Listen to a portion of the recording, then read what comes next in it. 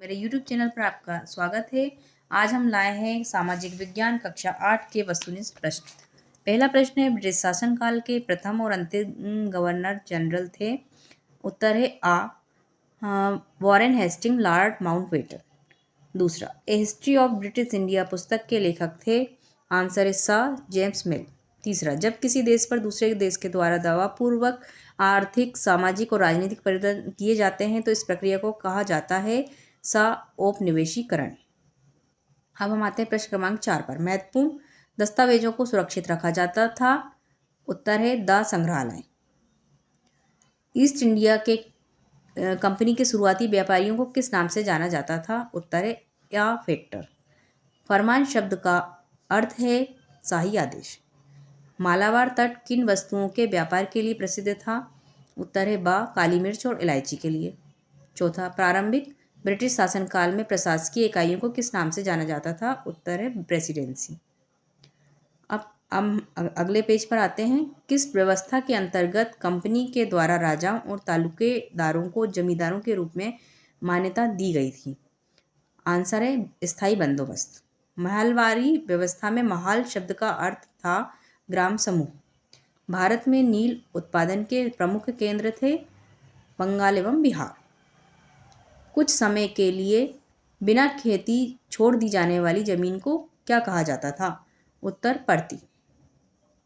सिपाही से सूबेदार तक पुस्तक के लेखक थे सीताराम पांडे। अवंती बाई लोधी का संबंध किस क्षेत्र से था? राजगढ़। तात्या टोपे किस राज्य के सेनापति थे?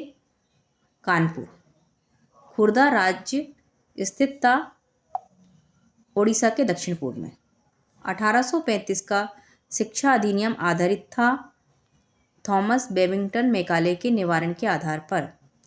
सृजनात्मक शिक्षा को केवल प्राकृतिक परिवेश में ही प्रोत्साहित किया जाता था। उपरोक्त विचार था रविन्द्रनाथ टैगोर का। Poverty and un British rule in India पुस्तक के लेखक थे दादा भाई नौरोजी। केसरी समाचार पत्र के संपादक थे बाल गंगाधर तिलक। वन सत्याग्रह किस क्षेत्र से संबंधित था? आंध्र प्रदेश। आजाद हिंद फौज का गठन किया था सुभाष चंद्र बोस ने। निम्नलिखित में से कौन सा प्राकृतिक संसाधन का उदाहरण नहीं है? लोहे के औजार। भौतिक पदार्थों को मूल्यवान संसाधन बनाने में सहायता करती है निःशुल्क उपहार। ऐसे संसाधन जो एक बार समाप्त होने के बाद पुनः पूरित होने में हजारों वर्ष लगा देते हैं कहलाते हैं अनवीनीकरण संसाधन। पहाड़ी भूभागों में आने वाले प्राकृतिक आपदा है भूस्खलन। औसतन एक भारतीय प्रतिदिन जल का उपयोग करता है? उत्तर है 150 लीटर।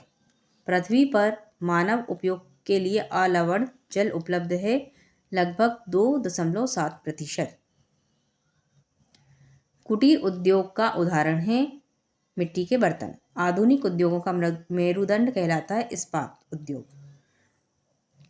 संघवाद से आशय है देश में एक से ज़्यादा स्तर की सरकार होने से। देश का शासन चलाने हेतु आवश्यक नियमों का संग्रह कहलाता है? उत्तर संविधान।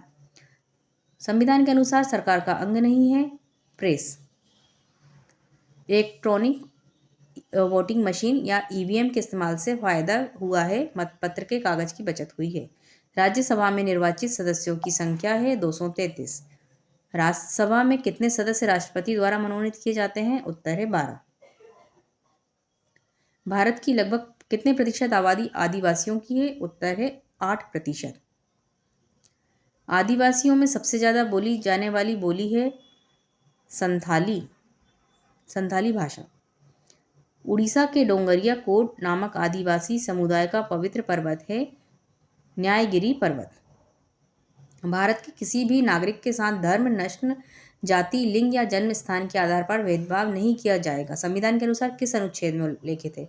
अनुच्छेद 15। संविधान के अनुच्छेद 17 के अनुसार उन्मूलन किया गया है अस्पृश्यता का।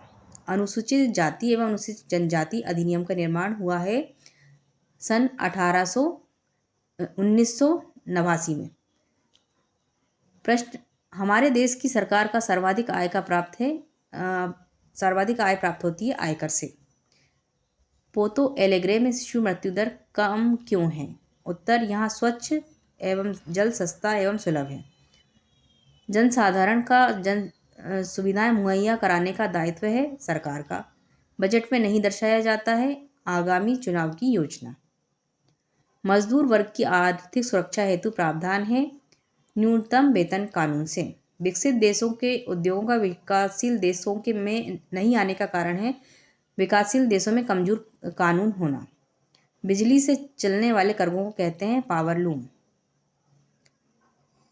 यदि आपको मेरा वीडियो पसंद आता है तो वीडियो को लाइक कीजिए, चैनल को सब्सक्राइब कीजिए, और यदि आपको आगे दूसरे विषय के वस्तुनिष्ठ प्रश्न चाहिए हों तो कृपया मेरे अगले वीडियो में देखिए। धन्यवाद।